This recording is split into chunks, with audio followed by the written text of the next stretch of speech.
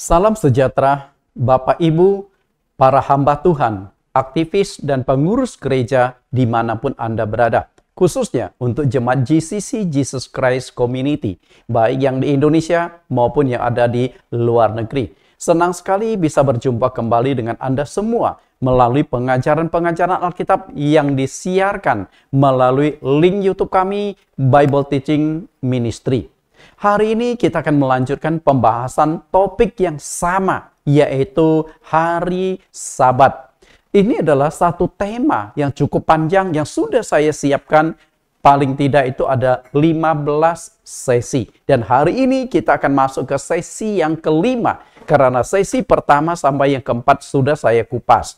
Nah, sebelum kita masuk ke dalam pengajaran-pengajaran tersebut, terlebih dulu kita akan mendengarkan sebuah lagu pujian penyembahan dengan judul Padang Gurun Menjadi Taman Tuhan. Satu lagu yang saya pilih secara khusus karena ini berkaitan dengan perjalanan bangsa Israel di Padang Gurun. Karena topik yang akan kita kupas pada saat ini juga berkaitan dengan bangsa Israel yang ada di Padang Gurun.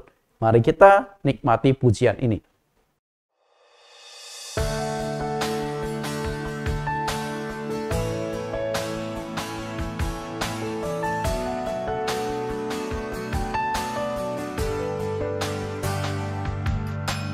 Di saat ku berbeban berat, ku ingat ku punya Kau Tuhan. Hanya Kau yang paling peduli keadaan yang ku alami. Di saat ku hilang harapan, ku berlari padamu Tuhan. Hanya Kau yang paling mengerti jalan keluarku yang pasti. Seperti tangan-Mu berkuasa mengubahkan padang gurun menjadi taman Tuhan. Ku percaya Kau sanggup pulihkan kehidupanku seindah rancangan-Mu yang sempurna.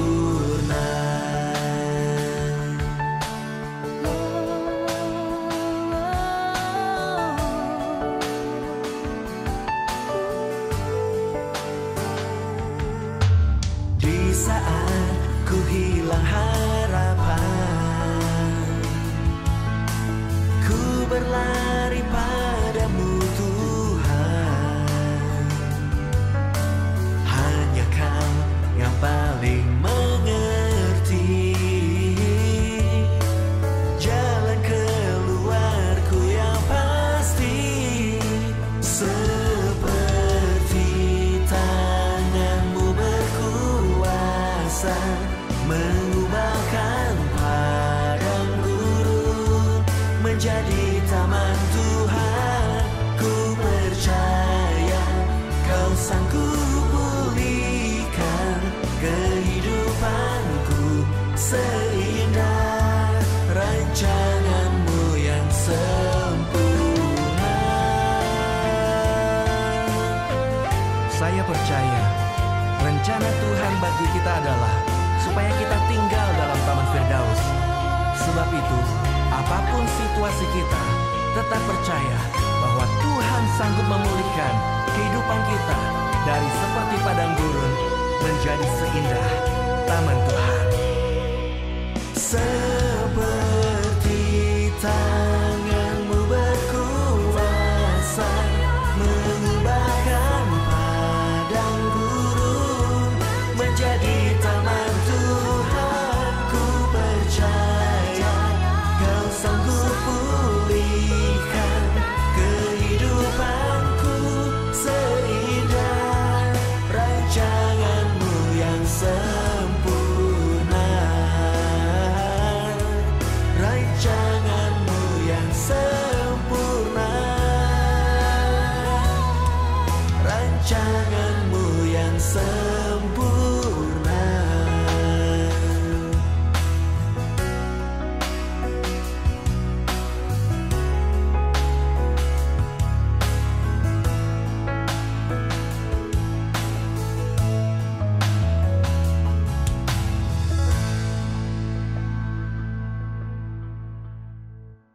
Bapak Ibu yang saya kasihi, kita sudah mendengarkan lagu pujian penyembahan yang ditulis dan juga dinyanyikan oleh penciptanya sendiri, yaitu Bapak Pendeta Jonathan Prawira.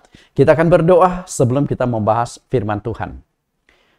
Di dalam nama Tuhan Yesus Kristus, kami berdoa, Tuhan dan Juru Selamat kami yang hidup, terima kasih penyertaan Engkau, sehingga pada saat ini kami bisa kembali belajar satu topik yang hampir sudah tidak pernah dikupas lagi oleh para hamba-hamba Tuhan, para pembicara-pembicara, ataupun para dosen-dosen teologi, yaitu hari Sabat. Supaya melalui pelajaran hari ini, baik yang sudah kami kupas pada 4 sesi yang lalu, maupun yang akan kami kupas pada sesi-sesi yang akan datang, supaya kami mendapatkan pemahaman yang utuh, frame yang jelas, apakah hari Sabat itu masih perlu dijalankan atau tidak. Mohon Tuhan memberikan petunjuk, buka hati kami, pikiran kami, supaya apa yang akan kami bahas bukan karena doktrin-doktrin sinode, tapi semata-mata apa yang tertulis di dalam firman-Mu, itulah yang kami gali, itulah yang kami pelajari. Kiranya Roh Kudus menyertai, Roh Kudus yang akan menuntun, Roh Kudus yang akan mengajar kami untuk memahami kebenaran ini. Di dalam nama Yesus Kristus kami siap belajar. Amin. Bapak Ibu yang terkasih, kita lihat kembali tema besar kita, hari Sabat. Nah, dari tema ini kemudian saya kembangkan, paling tidak itu ada 15 sesi, 15 topik yang berbeda-beda, topik-topik yang sangat menarik. Yang pertama, Sabat pertama, hari yang diberkati Tuhan. Yang kedua, hari apakah hari Sabat itu? Yang ketiga, Sabat adalah hari ibadah yang ditetapkan oleh Allah. Kemudian yang keempat, oleh siapa dan kapan hari Sabat itu dihapuskan. Nah, saya rangkumkan sesi yang pertama sampai yang keempat karena kita sudah belajar sesi 1 sampai 4 itu pada minggu-minggu yang lalu. Hari Sabat adalah hari yang ke-7. Nah, di dalam kalender internasional, hari yang ke-7 itu jatuhnya adalah hari Sabtu. Dengan sendirinya, hari Sabtu adalah hari ibadah yang ditetapkan oleh Allah. Lalu siapa yang menghapus dan meniadakan hari Sabtu itu? Sehingga hari ini orang-orang Kristen itu telah memegang hari Minggu sebagai hari untuk beristirahat, hari Minggu sebagai hari untuk beribadah. Yang menghapuskan hari Sabtu sebagai hari beristirahat itu adalah Kaisar Konstantinus Agung, Kaisar Romawi di tahun 321 Masehi. Nah, kemudian hari Minggu ditetapkan sebagai hari ibadah dan sekaligus menegaskan hari Minggu juga menjadi hari untuk beristirahat, diputuskan di dalam Kongres Laodikia yang dihadiri 32 pemimpin-pemimpin gereja saat itu di tahun 336 Masehi. Itulah masalahnya. Nah, yang akan kita kupas hari ini adalah apakah hari Sabat itu untuk orang Yahudi saja? Apakah setelah itu sesi yang ke-6, apakah hari Sabat itu hukum Taurat? Yang ke-7, Sabat harus diajarkan turun-temurun. Yang ke-8, memegang Sabat Taurat atau Sabat Anugerah. 9, apakah Sabat berhubungan dengan keselamatan? Yang ke-10, gereja milik Tuhan tetap akan menguduskan hari Sabat. Yang ke-11, hukum yang keempat yang telah diabaikan. Yang ke-12, 3 alasan tetap harus menguduskan hari Sabat. Nah, kemudian ada 3 sesi. Dari sesi 13, 14, dan 15, saya mengupas tentang gagal paham tentang hari Sabat. Kenapa hamba-hamba Tuhan tidak menguduskan hari Sabat? Karena mereka punya pemahaman-pemahaman yang menurut saya, pemahaman-pemahaman tersebut keliru. Nah, itu akan kita buka, akan kita bongkar dari sesi 13 sampai sesi yang ke-15. Oke, kita akan masuk ke pelajaran kita hari ini, yaitu sesi yang ke-5 dengan judul, apakah hari Sabat hanya untuk orang Yahudi saja? Ini pertanyaan yang sangat menantang dan pertanyaan itu penting karena banyak kesalahan-kesalahan paham yang selama ini terjadi pada hamba-hamba Tuhan dan juga umat Kristen. Ada satu anggapan yang mengatakan bahwa hari Sabat itu hanya diperuntukkan bagi bangsa Yahudi.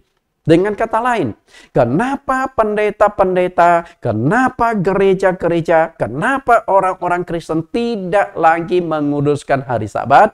Karena mereka beranggapan hari Sabat itu untuk orang Yahudi, untuk bangsa pilihan. Sedangkan kita orang yang bukan Yahudi tidak perlu lagi memegang hari Sabat.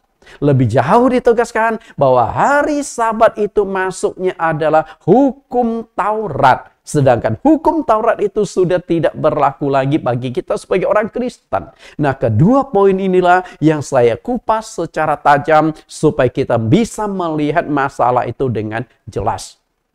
Kita lihat kembali. Jadi, anggapan hari Sabat itu adalah umat pilihan. Saya tergelitik dengan membahas tentang umat pilihan. Umat pilihan. Bapak Ibu yang saya kasih, ketika berbicara tentang umat pilihan, apakah Anda tidak merasa bahwa Anda adalah umat pilihan juga? Karena Yesus sudah mengatakan di dalam Yohanes pasal yang ke-15 ayat yang ke-16, bukan kamu yang memilih aku, tapi akulah yang memilih kamu. Nah, apakah Anda sebagai hamba-hamba Tuhan, Anda sebagai orang-orang Kristen, masih tidak yakin perkataan Tuhan bahwa engkau adalah umat pilihan? Nah, kalau engkau mengatakan hari Sabat itu adalah untuk umat pilihan, kalau begitu Anda harus mengakui juga bahwa hari Sabat adalah untuk Anda sebagai umat pilihan. Kita lihat apa yang dikatakan oleh Rasul Petrus tentang umat pilihan. 1 Petrus pasal 2 ayat yang ke-9. Tetapi kamulah bangsa yang terpilih. Kamulah bangsa yang terpilih. Apakah yang dimaksudkan oleh Petrus itu adalah bangsa Israel? Tidak. Petrus sedang berbicara kepada orang-orang yang sudah percaya kepada Tuhan Yesus. Dengan kata lain, Petrus sedang berbicara kepada umat-umat Kristen sebagai pengikut Kristus bahwa engkaulah bangsa pilihan. Imamat yang rajani, bangsa yang kudus, umat kepunyaan Allah sendiri. Bayangkan Bapak Ibu. Artinya status orang Kristen sebenarnya jauh lebih tinggi dari bangsa pilihan. Bangsa pilihan yang menyalibkan Yesus Kristus. Justru Tuhan mengabaikan mereka. Tuhan mengarahkan anugerah keselamatan kepada bangsa lain karena mereka menolak. Makanya yang terjadi adalah ironis sekali. Yesus lahir di bangsa Yahudi 2000 tahun yang lampau.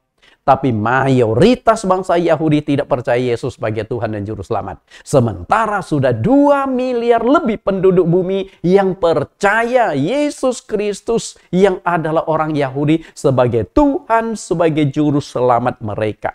Bukankah kita lebih layak disebut umat pilihan? Kalau umat pilihan, bangsa Yahudi hanya lebih kurang 10 juta, sedangkan umat pilihan Allah yang bersifat rohani, yang terdiri dari segala bangsa, suku, dan bahasa, terdiri dari 2, sekian miliar, 2,6 miliar. Inilah bangsa pilihan. Nah, supaya kamu memberitakan perbuatan-perbuatan yang besar dari Dia, yang telah memanggil kamu keluar dari kegelapan kepada terangnya yang ajaib. Kita harus bersaksi, saya bangsa pilihan. Nah, kalau Anda mengatakan hari Sabat itu untuk untuk umat pilihan, maka hari Sabat juga untuk Anda sendiri. Jelas Bapak Ibu? Karena itu jangan suka memakai bangsa pilihan. Nah, bangsa pilihan itu seakan-akan hanya bangsa Yahudi saja. Bukankah kita juga umat pilihan? Bahkan kita disebut anak-anak Allah. Bukan sekadar bangsa pilihan saja. Nah, melalui sesi yang satu ini saya akan memberikan pembuktian bahwa hari Sabat itu bukan hanya untuk orang Yahudi saja. Dengan kata lain, hari Sabat bukan hanya untuk orang Israel sebagaimana yang dipercayai oleh hamba-hamba Tuhan, sebagaimana yang dijelaskan oleh hamba-hamba Tuhan. Saya akan berikan 5 alasan. Oke. Kita akan lihat 6 alasan. Sebenarnya ada 6 alasan, tapi saya sudah pangkas jadi 5 Bapak Ibu. Karena terlalu panjang, saya tadi edit, saya lihat, wah ini terlalu panjang, sehingga ada satu bagian yang saya tidak masukkan, yaitu anugerah keselamatan diberikan Allah kepada bangsa Israel melalui Abraham. Nah, melalui Abraham lah kita semua juga sudah menjadi bangsa Israel. Kita lihat 5 poin tersebut. Sabat sudah diperkenalkan pada waktu penciptaan.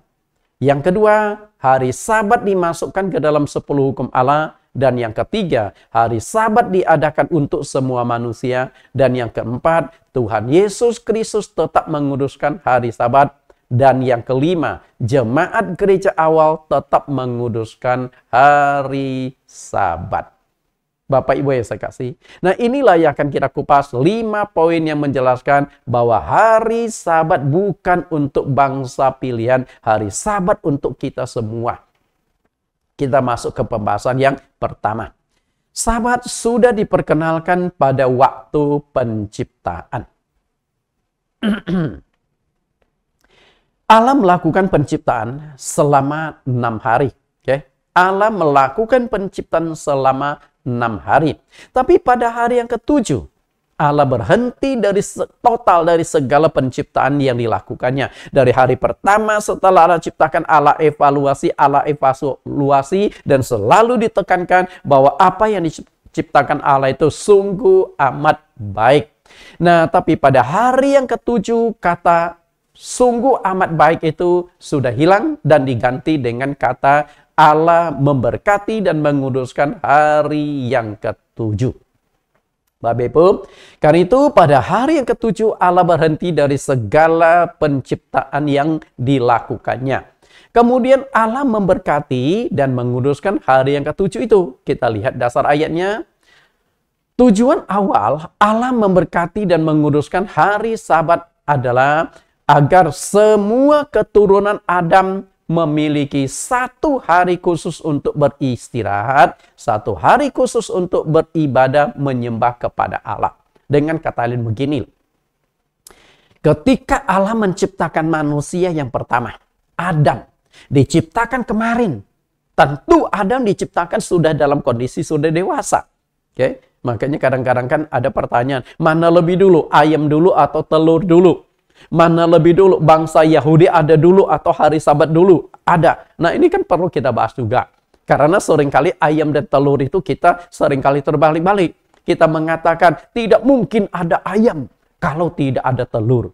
Betul? Nah, tidak akan mungkin ada telur kalau tidak ada ayam juga. Betul? Karena itu, Adam diciptakan dalam kondisi sudah dewasa. Kalau istilahnya Adam diciptakan itu sebagai ayam yang sudah dewasa. Artinya, ayam dulu, baru ada telur. Berarti hari Sabat lebih dulu ada daripada bangsa Yahudi. Itu kita harus pahami dengan baik dahulu. Kita lihat Kejadian pasal yang kedua ayat 1 sampai ayat yang ketiga. Ayat pertama, demikianlah diselesaikan langit dan bumi dan segala isinya. Nah, ini menekankan tentang Allah sudah selesai melakukan penciptaan selama 6 hari. Kemudian ayat yang kedua, ketika Allah pada hari ke-7 telah menyelesaikan pekerjaan yang dibuatnya itu, berhentilah ia pada hari ke-7 dari segala pekerjaan yang telah dibuatnya itu. Jadi Allah melakukan penciptaan selama 6 hari. Nah, 6 hari penciptaan itu adalah satu gambaran manusia bekerja selama 6 hari.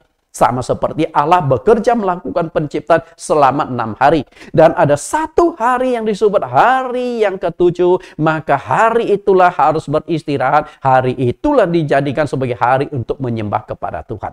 Kita lihat ayat yang ketiga. Lalu Allah memberkati hari ke-7 itu dan menguduskannya. Bapak Ibu perhatikan. Memberkati hari ke-7 itu dan menguduskannya. Karena pada hari itulah ia berhenti dari segala pekerjaan penciptaan yang telah dibuatnya itu. Bapak Ibu yang saya kasihi, sesuatu hal yang sangat unik, sesuatu hal yang boleh dikatakan ketetapan Allah itu memang luar biasa. Kenapa saya katakan luar biasa? Sistem kalender di seluruh dunia. Satu pekan, satu minggu adalah 7 hari. Oke, satu minggu adalah 7 hari. Nah, ini sudah ditetapkan oleh Allah. Dan ini berlaku untuk semua dunia, semua umat manusia. Kecuali mungkin ada beberapa negara yang dalam satu minggu ada yang 8 hari. Yang dalam satu minggu ada yang 10 hari. Tapi mayoritas negara, 90% ke atas negara-negara di dunia mengakui sistem kalender satu minggu adalah 7 hari.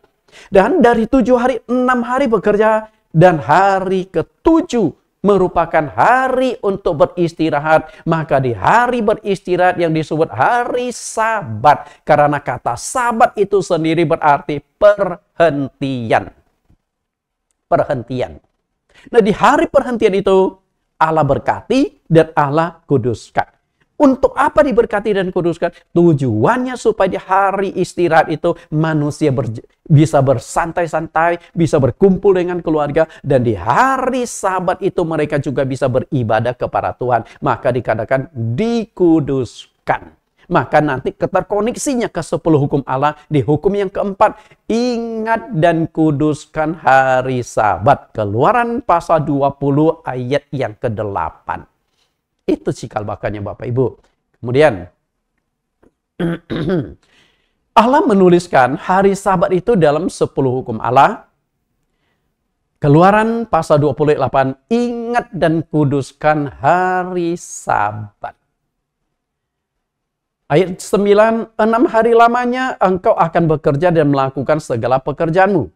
Ayat 11, sebab 6 hari lamanya Tuhan menjadikan langit dan bumi dan laut dan segala isinya, dan ia berhenti pada hari yang ke-7. Itulah sebabnya Tuhan memberkati hari Sabat dan menguduskannya. Perhatikan, itulah sebabnya Tuhan memberkati hari Sabat dan menguduskannya.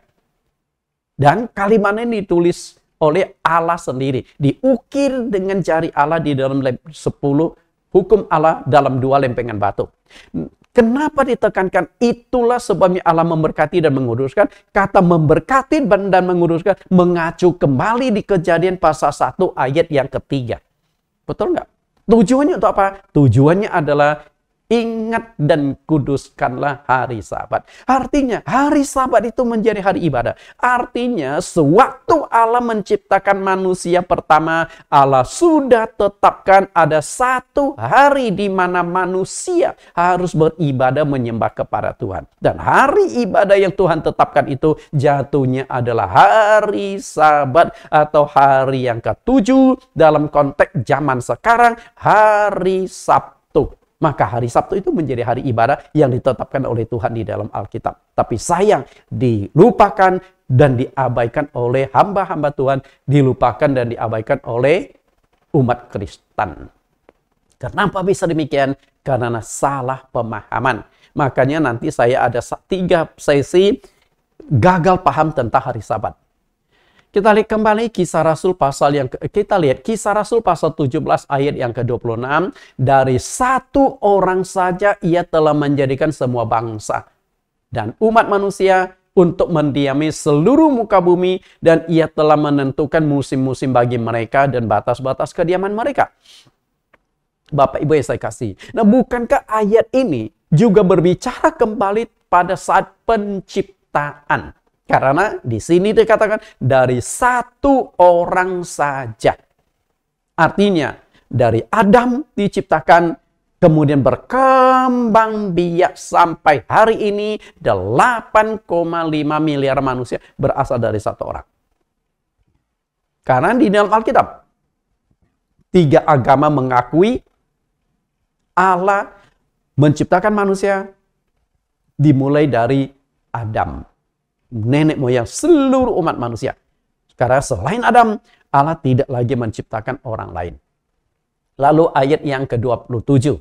Tujuan Allah menciptakan manusia itu untuk apa? Supaya mereka mencari Dia dan mudah-mudahan menjamah dan menemukan Dia walaupun Ia tidak jauh dari kita masing-masing. Paulus tegaskan ulang kepada orang-orang Yunani di kota Athena. Supaya manusia, termasuk orang-orang Yunani, mencari dan juga menjamah menemukan Allah. Tujuan itu apa? Menyembah. Jadi Paulus itu menekankan supaya manusia semua itu mencari dan menyembah Allah. Kenapa kita perlu mencari dan menyembah Allah? Di dalam ayat yang ke-28, sebab di dalam Dia kita hidup, kita bergerak, kita ada, seperti yang juga telah dikatakan oleh pujangga-pujanggamu, sebab kita ini dari keturunan Allah juga. Bapak Ibu yang saya kasih, kita ini dari keturunan Allah. Nah, berarti kalau kita ini dari keturunan Allah, nenek moyang kita adalah Allah sendiri. Allah menciptakan Adam.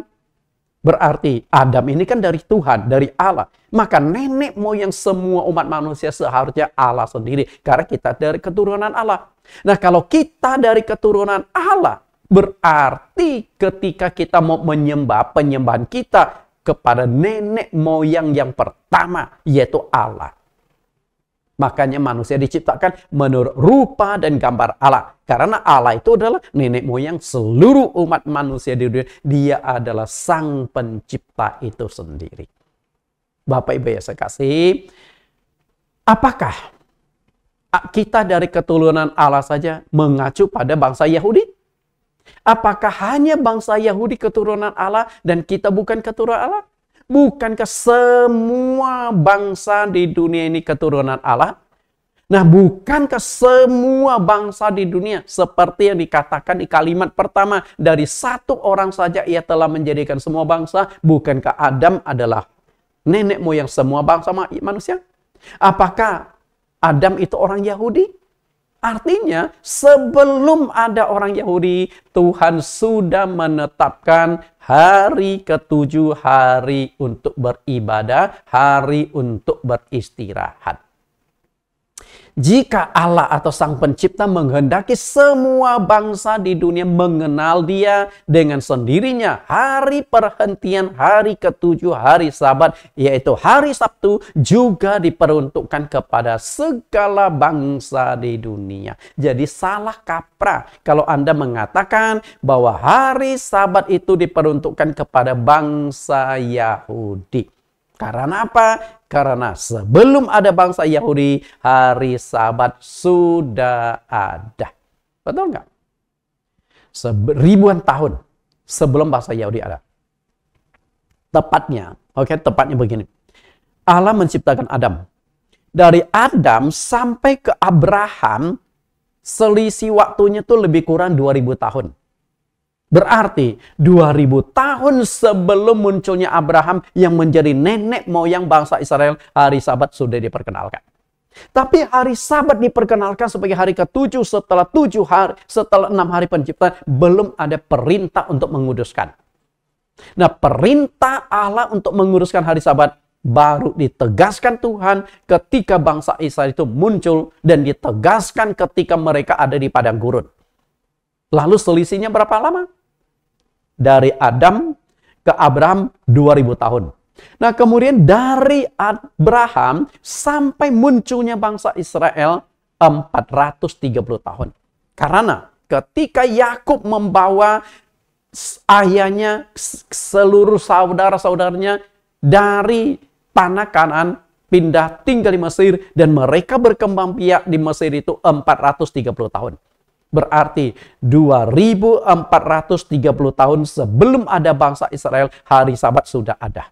Hari Sabat sudah diperkenalkan oleh Tuhan. Jadi jelas ya, clear. Lalu yang kedua, hari Sabat dimasukkan ke dalam 10 hukum Allah. Ringkasnya adalah, apakah 10 hukum Allah itu untuk orang Yahudi? Kita kupas bagian yang kedua ini. Sabat, hukum yang tertinggi dari seluruh isi Alkitab dan bisa dikatakan intisari dari seluruh firman Tuhan adalah 10 hukum Allah. Kenapa saya katakan itu intisari? Karena kitab suci kita terdiri dari 66 kitab. Penulisnya lebih kurang 40 orang. Tapi ada satu bagian yang merupakan intisarinya, ditulis oleh Allah sendiri dengan jarinya di atas dua lempengan batu, yaitu 10 hukum Allah. 66 kitab itu adalah pengembangan dari isi 10 hukum Allah.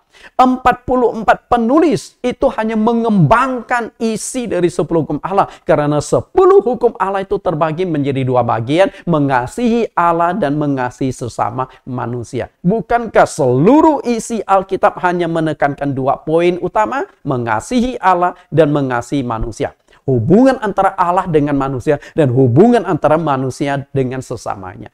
Intisarinya kan di sana. Kita lihat.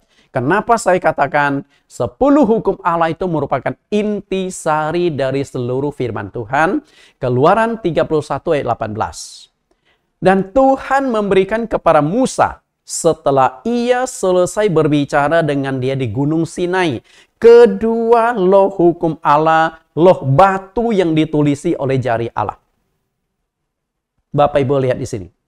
2 loh batu yang ditulisi oleh jari Allah. Ini yang paling penting. Makanya saya yakin 100 bahkan 1000% bahwa kitab suci yang saya pegang itu benar-benar firman Tuhan. Kenapa saya katakan firman Tuhan? Karena memang Tuhan sendiri yang menulis di dalam lempengan batu. Nah, seluruh Alkitab adalah pengembangan dari apa yang tertulis di dalam 10 hukum Allah. Kita baca ayat yang lain. Ulangan 9 ayat yang ke-10. Tuhan memberikan kepadaku kedua loh batu yang ditulisi jari Allah. Jadi 2 kali. Bahkan ada ayat lain sebenarnya yang menegaskan bahwa 10 hukum Allah itu ditulis oleh jari Allah sendiri. Bapak Ibu, jadi jelas ya? Dan ketika Musa mau mengambil 10 hukum Allah juga nggak sembarangan. Tuhan suruh para Musa naik ke Gunung Sinai. Dan tidak ada orang yang boleh bersama dengan engkau. Jadi bangsa Israel itu nggak boleh ikut naik. Satu-satunya yang boleh mendampingi Musa adalah Yosua. Karena dia menjadi asistennya Nabi Musa. Tapi Yosua pun tidak boleh naik sampai ke puncaknya. Hanya di pertengahan gunung. Nah, dia tunggu Musa di sana. Dan berapa lama Musa naik ke Gunung Sinai hanya untuk dapatkan 10 hukum Allah? Selama 40 hari. Bayangkan, 40 hari, 40 malam dia tinggal di atas gunung. Apakah dia bawa makanan? Tidak. Di atas gunung itulah Musa berdoa puasa. Hanya untuk dapatkan 10 hukum Allah itu doa puasa 1 bulan lebih. Nggak gampang loh Bapak Ibu. Tapi yang begitu diabaikan oleh orang Kristen, yang begitu penting diabaikan oleh para hamba-hamba Tuhan. Kenapa bisa demikian? Nah, apakah 10 hukum Allah itu hanya diberikan khusus untuk orang Yahudi saja? Bapak Ibu, apakah hanya untuk orang Yahudi? Jika ya, berarti orang Kristen boleh melanggar apa yang tertulis di dalam 10 hukum Allah. Betul nggak? Nah, kalau Anda mengatakan 10 hukum Allah ditujukan juga kepada semua manusia, maka hari Sabat juga ditujukan kepada Anda. Karena hari Sabat masuk dalam hukum yang keempat. Di dalam 10 hukum Allah, itu ada 2 hukum yang bersifat aktif. Dan ada 8 hukum yang bersifat pasif. Apa yang dimaksudkan hukum yang bersifat aktif dan pasif? Hukum yang bersifat aktif adalah harus dilaksanakan, harus dijalankan. Sedangkan hukum yang bersifat pasif artinya tinggal Anda hindari, tinggal Anda jauhi, nggak usah dilakukan. Itu saja. Lalu hukum mana saja? Coba kita lihat. Inilah isi dari 10 hukum Allah. Yang saya kutip dari Keluaran pasal yang ke-20. Karena 10 hukum Allah di-copy paste oleh Musa dari 2 lempengan batu ke dalam 2 kitab yang dia tulis. Keluaran pasal 20 dan Ulangan pasal yang ke-5. Isinya persis. Jadi yang saya kutip adalah Keluaran pasal 20-nya. Kita lihat loh batu pertama dan kedua. Isi dari loh batu yang pertama ada 4 hukum. Jangan ada padamu Allah lain di hadapanku. Jangan membuat bagimu patung yang menyerupai apapun, bla bla bla. Dan jangan sujud menyembah kepadanya. Saya hanya kutip intisarinya. Kemudian yang ketiga, jangan menyebut nama Tuhan Allahmu dengan sembarangan. Dan hukum yang keempat, nah ini saya perlu baca secara lengkap. Hukum yang keempat, ingat dan kuduskanlah hari Sabat, 6 hari lamanya engkau dalam bekerja dan melakukan segala pekerjaanmu.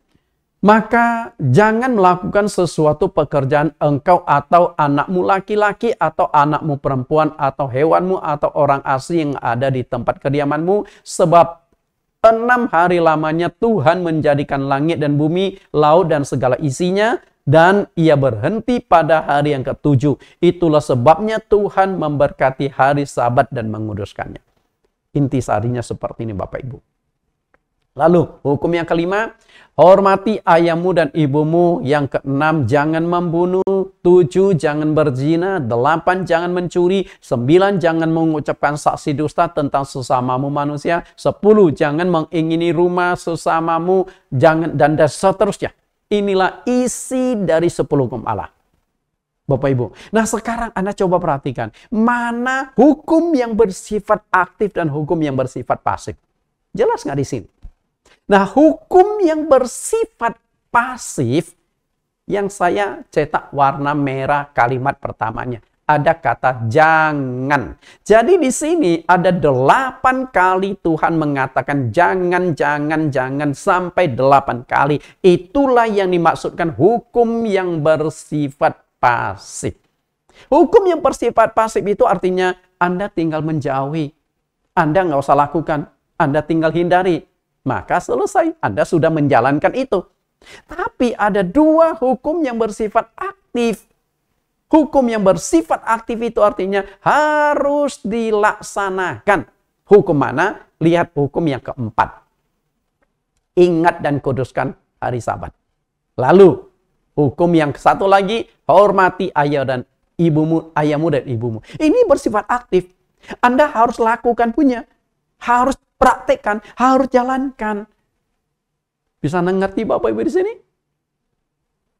Disinilah jadi persoalan. Persoalannya begini. Jika Anda mengatakan bahwa 10 hukum Allah hanya untuk bangsa Yahudi, berarti Anda sebagai orang Kristen boleh membunuh, boleh berzina, boleh mencuri, boleh berdusta, dan lain sebagainya. Betul? Tapi kalau Anda mengatakan 10 hukum Allah juga untuk saya sebagai orang Kristen, berarti hukum yang keempat juga untuk Anda. Benar nggak? Tanpa disadari. Selama ini orang Kristen itu hanya memegang 9 dari 10 hukum Allah. Sadar nggak? Nggak sadar. Karena apa? Karena kita mengikuti ajarannya turun-temurun. Kita hanya jalankan di sini. Kita tidak gali ulang. Itu persoalannya.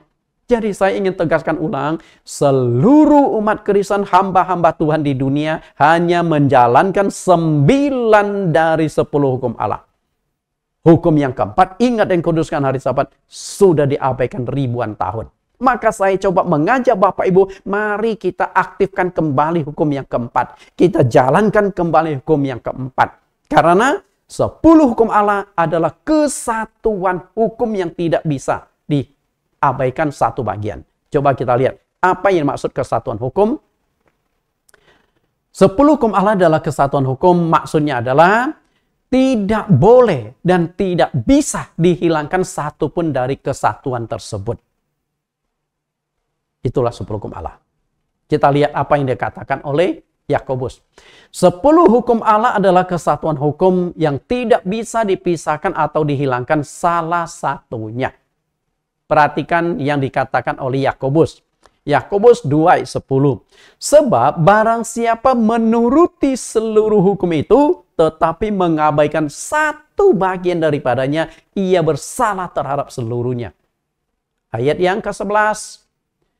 Sebab ia mengatakan jangan berzina. Ia mengatakan juga jangan membunuh. Jadi jika kamu tidak berzina tetapi membunuh, maka kamu menjadi pelanggar hukum juga. Yakobus ini sedang berbicara tentang isi 10 hukum Allah. Yakobus menegaskan bahwa 10 hukum Allah adalah kesatuan hukum yang tidak boleh dan tidak bisa dipisahkan.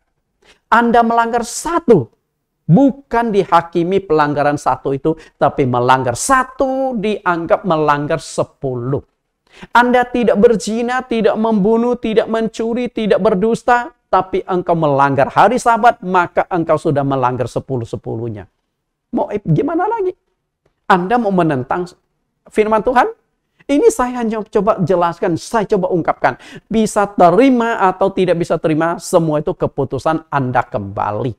Karena saya dalam konteks bukan sebagai hakim, saya hanya mengungkapkan fakta kebenaran. Anda mau ikuti atau tidak, firman Tuhanlah yang akan menjadi hakim bagi kita. Ketaatan yang Tuhan minta. Jadi tanpa disadari, orang Kristen itu sudah melanggar 10 hukum Allah. Yang dilanggar itu 10-10-nya. Jadi Anda merasa, oh saya tidak berzina, saya tidak membunuh, saya tidak mencuri, aman. Salah, Anda melanggar hari Sabat. Nah ketika Anda melanggar hari Sabat, berarti Anda juga dianggap berzina, membunuh, mencuri. Dan Anda tahu hukuman berzina, membunuh dan sebagainya, tidak masuk surga loh, nggak main-main di sini Bapak Ibu. Karena itu kembalilah ke dalam 10 hukum Allah, taatilah itu. Tidak menguruskan hari Sabat, Anda dianggap melanggar semua hukum dari 10 hukum Allah. Ini adalah aturan yang sangat mengerikan. Kalau Anda ada di jalan raya, ada 10 rambu lalu lintas, Anda langgar satu, maka yang dihakimi adalah satu pelanggaran itu. Tapi 10 hukum Allah tidak demikian. Anda langgar satu, maka yang dihakimi 10 hukum itu. Waduh, satu aturan yang sangat mengerikan. Ini mengajarkan kita harus taat. Oke. Lalu yang ketiga. Alasan yang ketiga bahwa hari Sabat itu bukan untuk orang Yahudi. Karena hari Sabat diadakan untuk semua manusia di bumi. Kita lihat penegasan Tuhan Yesus. Jika Anda mengatakan bahwa pada hari Sabat diadakan khusus untuk bangsa Yahudi, coba Anda cermati perkataan Tuhan Yesus dalam Injil Markus pasal 2 ayat yang ke-27. Yesus berkata, hari Sabat diadakan untuk manusia dan bukan manusia untuk hari Sabat. Perhatikan kalimat hari Sabat diadakan untuk manusia. Ini sangat menggelitik kita. Kenapa saya katakan sangat menggelitik? Kita coba analisa. Hari Sabat diadakan untuk manusia. Bapak Ibu, apakah orang Yahudi saja yang disebut manusia? Pertanyaan saya adalah, apakah yang namanya ras manusia itu hanya bangsa Yahudi? Kita bukan manusia? Nah, kalau Anda mengaku Anda adalah manusia, maaf kata ya, bukan ras di bawahnya. Dengan kata lain, kalau kita bukan hewan, maka hari Sabat adalah untuk kita juga. Karena kita adalah manusia. Betul nggak? Bahkan Anda tahu nggak? Ternyata hari Sabat bukan hanya untuk manusia saja, tapi juga untuk hewan. Karena pada hari Sabat, hari yang ke-7, yang harus beristirahat itu bukan hanya bangsa Yahudi, tapi budak-budak. Nah, budak-budak itu banyak yang bukan bangsa Yahudi. Karena ketika bangsa Israel keluar dari Mesir menuju ke tanah Kanaan, banyak kelompok-kelompok kecil suku bangsa lain, negara lain, yang ikut bersama dengan bangsa Israel pergi ke tanah Kanaan. Jadi selain 12 suku, masih banyak yang bukan dari bangsa Israel. Bapak Ibu yang saya kasih. Lalu, di hari Sabat, hewan-hewan lembu, sapi yang menggiring, yang bekerja di sawah juga harus diistirahatkan. Bayangkan, kalau hewan saja Tuhan suruh pegang Sabat, sedangkan manusia tidak pegang Sabat, kebayang nggak Anda? Seperti apa? Hewan saja disuruh taat loh. Jika Anda merasa sebagai manusia, seharusnya hari Sabat juga untuk Anda. Bukan hanya untuk bangsa Yahudi, Bapak Ibu. Ini perkataan Tuhan Yesus loh, bukan perkataan saya. Artinya, hari Sabat diadakan untuk manusia. Kalau Anda masih merasa sebagai manusia, maka hari Sabat itu juga untuk Anda. Kenapa saya katakan hari Sabat itu bukan untuk orang Yahudi, tapi untuk semua manusia? Karena hari Sabat sudah Tuhan perkenalkan pada waktu menciptakan Adam dan Hawa. Adam dan Hawa jelas manusia dong, manusia pertama malah. Nah, apakah Adam dan Hawa itu orang Yahudi? Apakah Adam dan Hawa itu orang Israel? Bukan. Dia nenek moyang seluruh umat manusia. Nah, kalau Allah sudah memulai memperkenalkan hari Sabat, hari ke-7 ketika menciptakan Adam dan Hawa, dengan sendirinya hari Sabat juga diperuntukkan kepada semua manusia. Di Kejadian pasal 2 ayat 3 kita sudah baca, kita baca ulang sekali lagi. Lalu Allah memberkati hari ke-7 itu dan menguduskannya. Karena pada hari itulah ia berhenti dari segala pekerjaan penciptaan yang telah dibuatnya. Apakah ini ditujukan untuk Adam dan Hawa? Apakah ini ditujukan untuk bangsa Yahudi? Bukan. Tapi ditujukan untuk seluruh keturunan Adam dan Hawa. Dan sangat jelas bahwa saat itu belum ada bangsa Yahudi. Dari Adam dan Hawa diciptakan sampai munculnya bangsa Yahudi ketika mereka keluar dari Mesir menuju ke tanah Kanaan. Selisih waktunya yang sudah saya katakan tadi 2430 tahun. Lebih kurang. Sangat clear, sangat jelas. Bapak Ibu yang saya kasihi, lihat kembali dari satu orang saja ia telah menjadikan semua bangsa. Nah kemudian ayat yang ke-27 kita sudah baca, 28 kita sudah baca, sekarang kita baca ayat 29. Tadi kita belum sempat baca. Karena kita berasal dari keturunan Allah, kita tidak boleh berpikir bahwa keadaan ilahi sama seperti emas atau perak atau batu ciptaan kesenian dan keahlian manusia. Pada prinsipnya, setelah Allah menciptakan manusia, menciptakan Adam dan Hawa, Allah menghendaki agar manusia punya satu hari untuk mencari Dia, untuk menyembah Dia, untuk memuliakan Dia sebagai Sang Pencipta. Dan cara-cara penyembahan itu sudah Tuhan atur. Maka di ayat 29, jangan kita menyembah Allah dalam bentuk materi-materi. Sehingga yang kita sembah itu adalah materi. Allah itu roh. Ketika kita mau menyembah Allah, harus menyembahnya dalam roh dan kebenaran. Menyembah dalam roh artinya Allah itu roh, tidak boleh kita wujudkan dalam bentuk materi, dalam bentuk patung-patung, lalu kita sembah. Makanya Tuhan tegaskan juga di dalam 10 hukum Allah, di hukum yang kedua, jangan membuat bagimu patung yang menyerupai apapun. Artinya patung itu tidak boleh berbentuk manusia, berbentuk hewan, berbentuk binatang, berbentuk apapun tidak boleh. Lalu ayat yang selanjutnya, jangan sujud menyembah kepadanya. Karena itu Allah itu roh. Lalu menyembah dalam kebenaran, artinya penyembahan kita harus sesuai dengan Alkitab. Salah satunya adalah penyembahan dalam kebenaran. Hari ibadah itu harus benar. Hari ibadah yang ditetapkan Tuhan. Dan hari ibadah yang benar dan ditetapkan Tuhan jatuhnya adalah hari Sabat, yaitu hari Sabtu. Itu dia Bapak Ibu. Dari satu orang saja.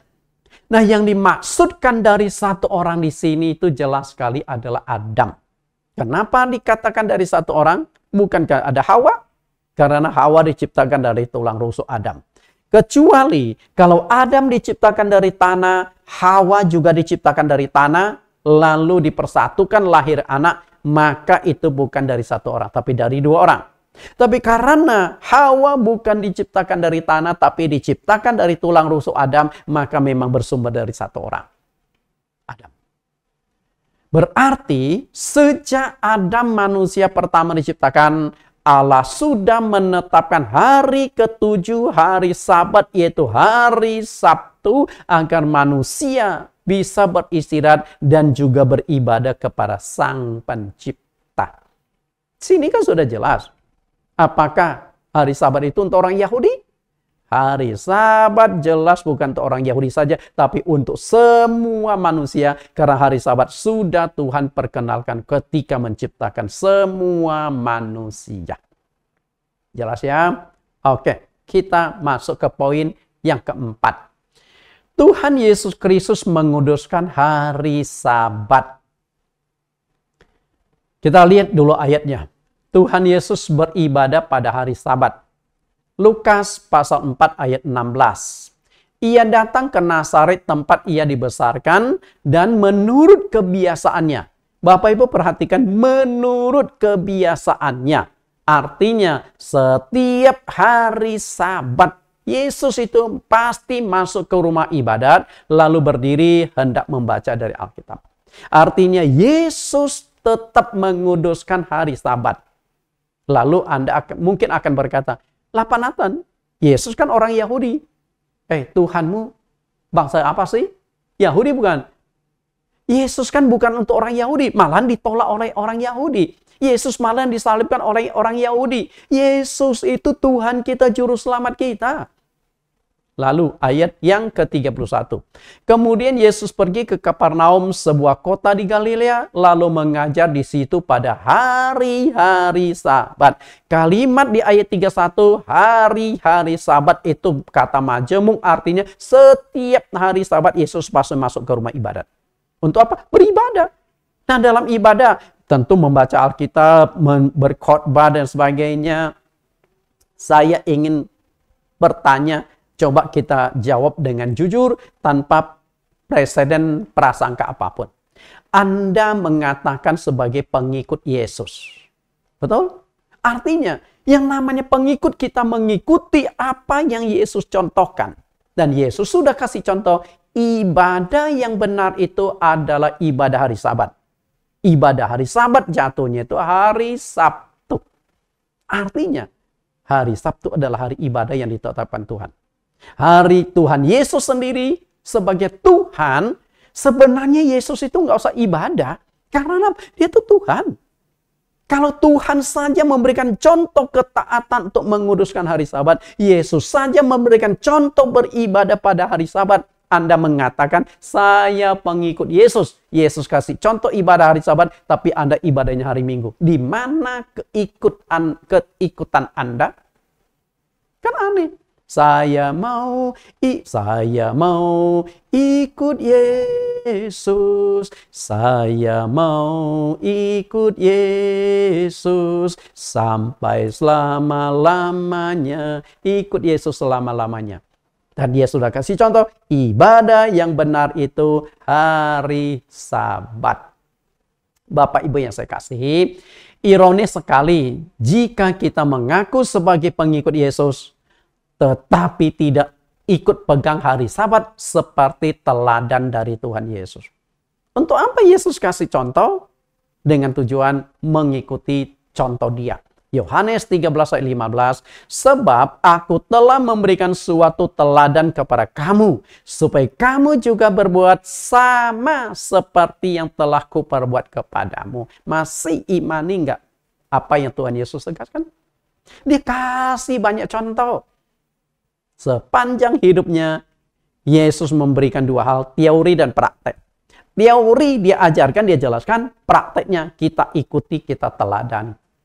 Tapi sayang sekali, orang Kristen sudah diberikan contoh ibadah hari Sabat, tapi tetap tidak mau taat.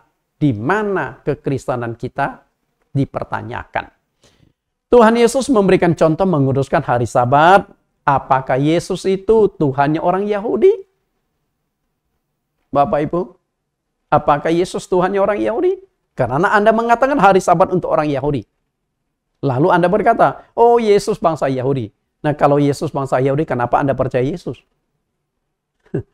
Cari Tuhan yang lain, betul nggak? Yesus memang bangsa Yahudi. Justru Yesus ingin mengajarkan hari Sabat itu untuk semua orang. Karena Yesus adalah Tuhan untuk semua orang. Kita lihat Kisah Rasul 10 ayat 34. Lalu mulailah Petrus berbicara, katanya, sesungguhnya aku telah mengerti bahwa Allah tidak membedakan orang. Perhatikan, Allah tidak membedakan orang. Apakah hari Sabat masih untuk orang Yahudi? Allah tidak membedakan orang. Kalimat ini diucapkan Petrus di hadapan orang yang bukan Yahudi, tapi Romawi, di rumah Cornelius. Jadi saat itu Tuhan secara khusus memilih Cornelius. Karena Cornelius seorang yang saleh. malaikat Tuhan diutus ke rumah Kornelius dan berkata, Kornelius, doa dan sedekahmu telah naik ke hadirat Allah dan Allah mengingat engkau. Jemput Petrus datang ke rumahmu. Untuk apa? Supaya Petrus mengabarkan kebenaran. Ayat yang ke-35. Setiap orang dari bangsa manapun yang takut akan dia dan yang mengamalkan kebenaran berkenan kepadanya. Jadi, bukan saja bangsa Yahudi yang doanya, bukan saja bangsa Yahudi yang ibadahnya diperkenal Tuhan. Kalau orang benar-benar ingin mencari Tuhan, Tuhan pasti tuntun dia menemukan kebenaran. Masalahnya Anda sungguh-sungguh mencari Tuhan atau tidak. Lalu ayat 36, itulah firman yang ia suruh sampaikan kepada orang-orang Israel, yaitu firman yang memberikan damai sejahtera oleh Yesus Kristus yang adalah Tuhan atas semua orang. Bapak Ibu perhatikan kalimat, Allah tidak membedakan orang. Lalu kalimat yang kedua yang saya buat kelap-kelip, setiap orang dari bangsa manapun. Artinya semua bangsa, bukan hanya bangsa Yahudi. Yesus Kristus adalah Tuhan dari semua orang. Nah, kalau Yesus adalah Tuhan atas semua orang, ketika Yesus beribadah pada hari Sabat, maka hari Sabat itu untuk semua orang, bukan untuk orang Yahudi saja. Nangkap tidak dalam sampai sini Bapak Ibu? Sudah saya jelaskan sangat terang benderang. Nah, kalau belum nangkap juga, ya nonton ulang lagi. Kalau nonton ulang belum nangkap juga, ya sudahlah.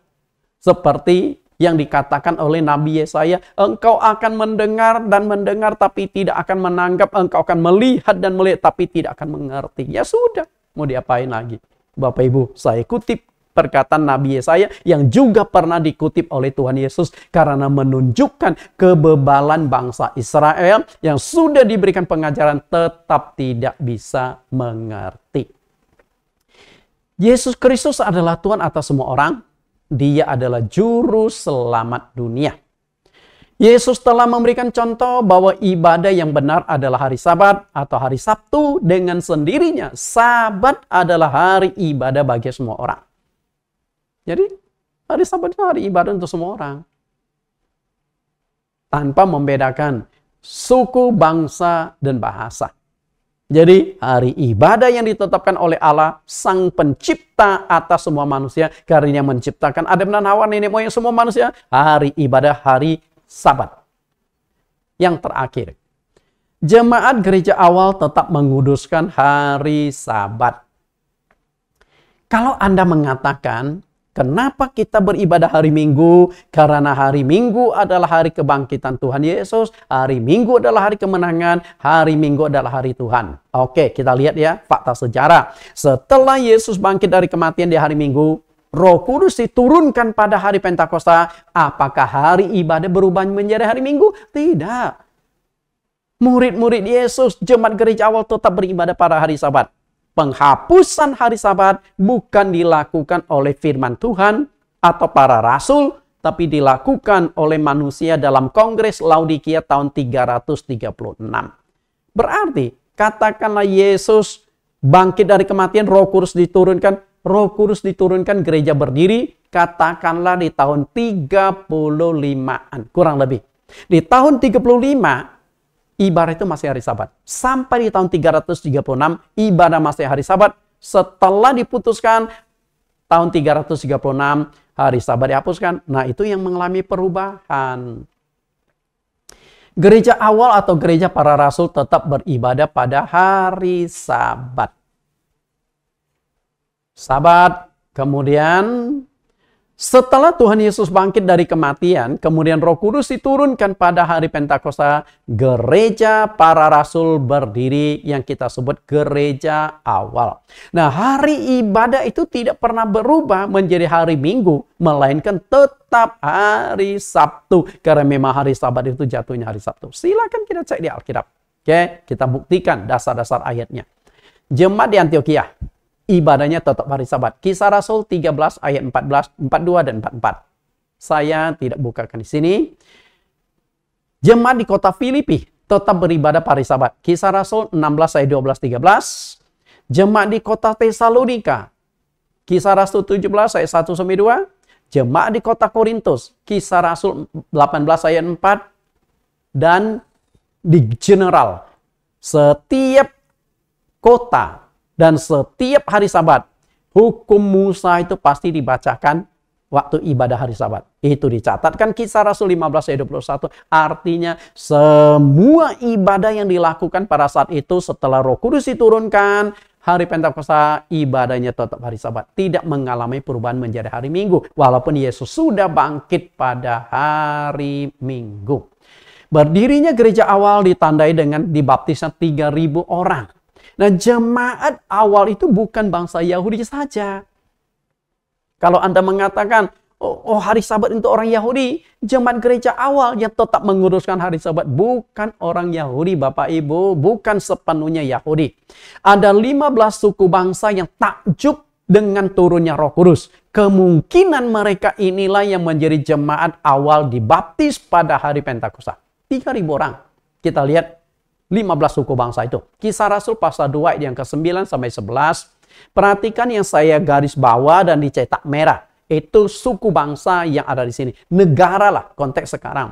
Kita orang Partia, Media, Elam, penduduk Mesopotamia, Yudea dan Kapadokia, Pontus dan Asia, Frigia dan Pamfilia, Mesir, dan daerah-daerah Libya yang berdekatan dengan Kirene, pendatang-pendatang dari Roma, baik orang Yahudi maupun penganut agama Yahudi. Perhatikan di sini, baik orang Yahudi maupun penganut agama Yahudi.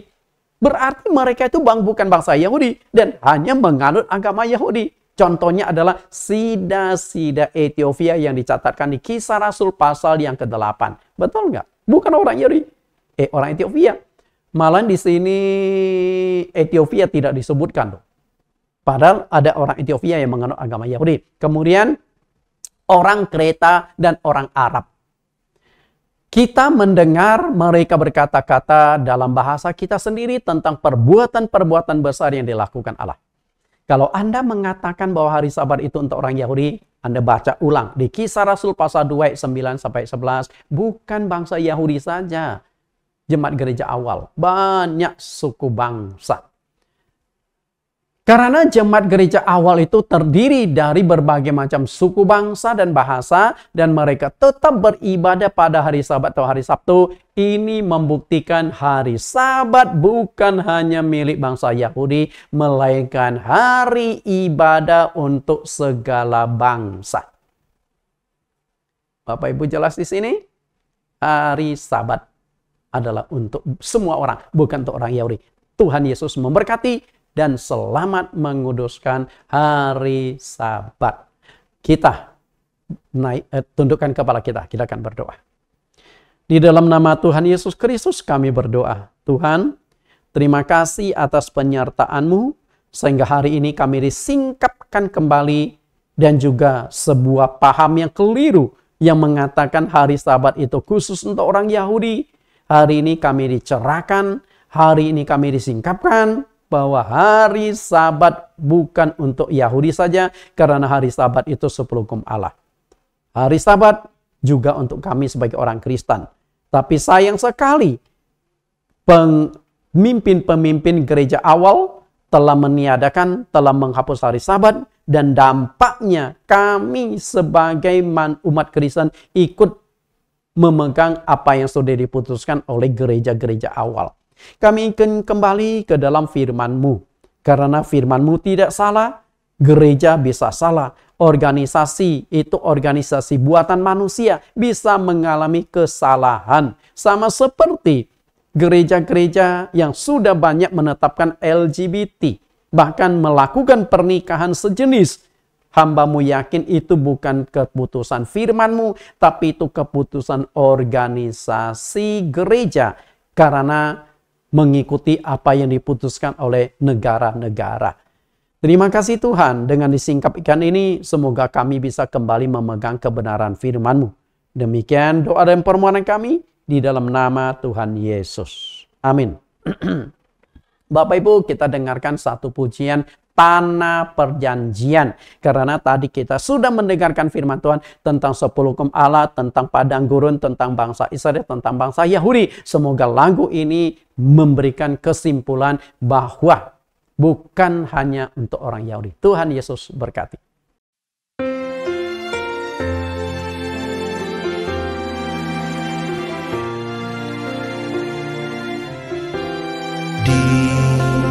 Setiap kesesakan ku ingat kasih-Mu, kuatlah hatiku.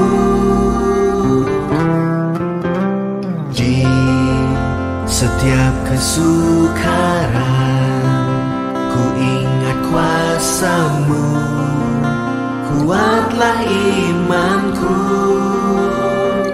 Seperti Kau telah membawa umat-Mu dari padang gurun ke tanah perjanjian.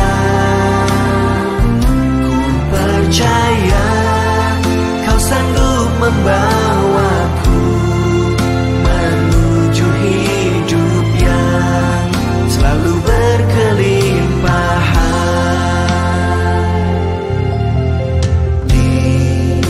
Setiap kesesakan ku ingat kasih-Mu, kuatlah hatiku.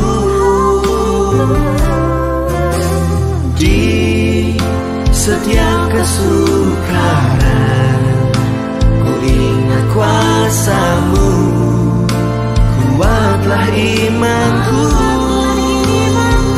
Seperti Kau telah membawa umat-Mu dari padang gurun ke tanah perjanjian. Ku percaya Kau sanggup membawaku menuju hidup yang selalu berkelimpahan.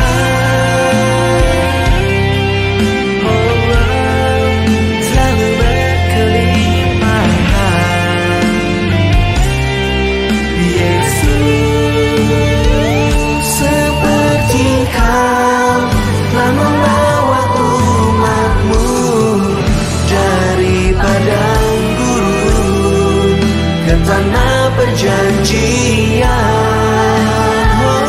ku percaya Kau sanggup membawaku menuju hidup yang selalu berkelimpahan, menuju hidup yang selalu berkelimpahan.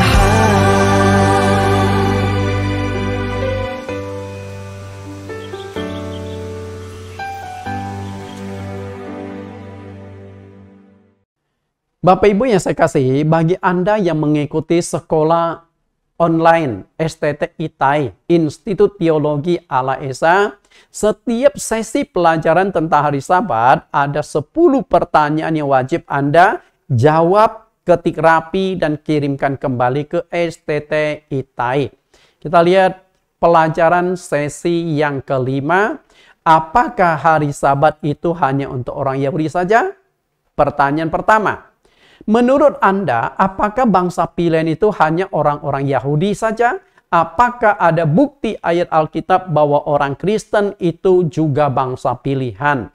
Jika ada, tuliskan teks ayatnya. Teksnya, bukan pasal dan ayatnya saja. 2. Tuliskan 5 alasan hari Sabat bukan hanya untuk orang Yahudi saja. 5 alasan. Karena tadi saya kurang koreksi, mestinya ada 6 alasan. Tapi saya sudah buang satu bagian, maka Anda cukup menjawab 5 alasan seperti yang sudah saya sajikan tadi. Yang ketiga, bagaimana Anda membuktikan bahwa hari Sabat sudah ada sebelum adanya bangsa pilihan atau Israel? Lengkapi ayat Alkitabnya. 4. Apakah hukum yang tertinggi dari keseluruhan isi Alkitab? Mengapa disebut hukum tertinggi? Kelima, tuliskan 2 teks ayat Alkitab yang menegaskan bahwa 10 hukum itu ditulis oleh jari Allah sendiri. 6. Dari 10 hukum Allah, ada berapa hukum yang bersifat aktif dan berapa hukum yang bersifat pasif. Apa yang dimaksud bersifat aktif dan pasif? Yang ketujuh, tuliskan teks ayatnya secara lengkap, hukum mana saja yang bersifat aktif. Yang kedelapan, apa yang dimaksud 10 hukum Allah adalah kesatuan hukum. 9. Tuliskan teks ayat Alkitab yang diungkapkan Yakobus untuk membuktikan 10 hukum itu kesatuan hukum. Dan yang terakhir, tuliskan teks ayat Alkitabnya bahwa hari Sabat diadakan untuk manusia. Artinya semua manusia harus pegang hari Sabat. Silakan jawab, ketik rapi, kembali emailkan kembali ke STT Itai. Tuhan Yesus berkati.